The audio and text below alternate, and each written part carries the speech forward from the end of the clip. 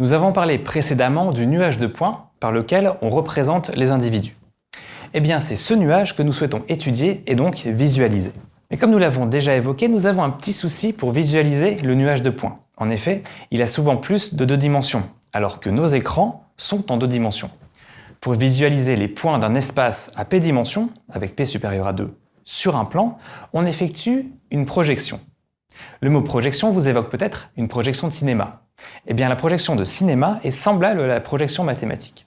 En effet, on projette sur l'écran de cinéma, qui est en 2 dimensions, une image qui, originellement, provient d'un espace à 3 dimensions, l'image de l'acteur. Et ça tombe bien parce que c'est ce qui se passe actuellement. Sur votre écran, je suis tout plat, alors qu'en réalité, ce n'est pas vrai. Je suis en 3 dimensions. L'espace dans lequel nous vivons est à 3 dimensions que l'on appelle souvent largeur, longueur et profondeur. La projection mathématique, c'est donc représenter des points à p dimensions dans un espace plus petit, c'est-à-dire à q dimensions, avec q inférieur à p. Malheureusement, quand on projette des points, on perd de l'information. Si je place une règle graduée parallèlement à votre écran, vous serez capable, en reportant la longueur, de mesurer par exemple la distance entre mes yeux. Vous avez donc une bonne appréhension des 2 dimensions que sont la largeur et la hauteur. Mais pour mesurer les distances qui ne sont plus mesurées parallèlement à votre écran, là, ce n'est plus possible.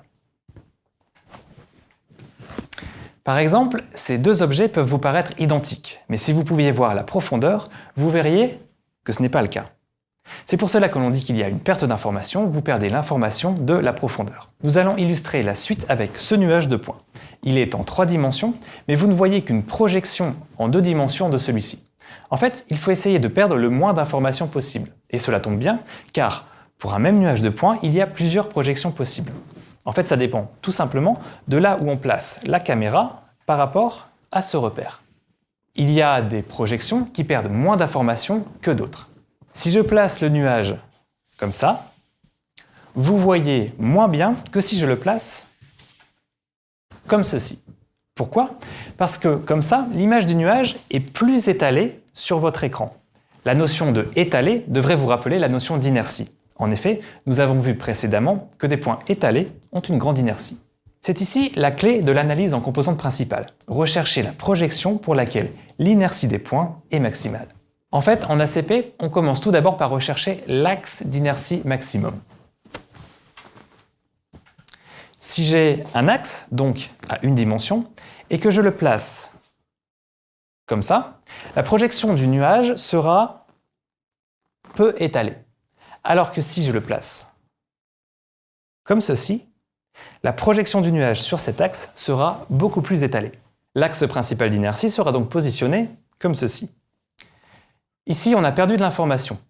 Mais pour en perdre moins, on cherche donc à placer un second axe principal d'inertie, avec une contrainte qu'il soit orthogonal ou perpendiculaire au premier.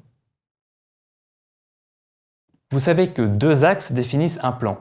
Si on place votre écran parallèlement à ce plan, comme ceci, vous avez accès à l'image pour laquelle la projection est la plus étalée. Dans des espaces à plus de 3 dimensions, on pourra chercher encore le 3e, puis 4e axe principal, etc. Une chose très importante, ces axes principaux d'inertie peuvent être vus comme de nouvelles variables. Ce sera très important pour la suite du cours. Je vous invite donc à lire la section correspondante dans le texte. J'y parle également d'une seconde notion très importante, l'opération de centrage-réduction.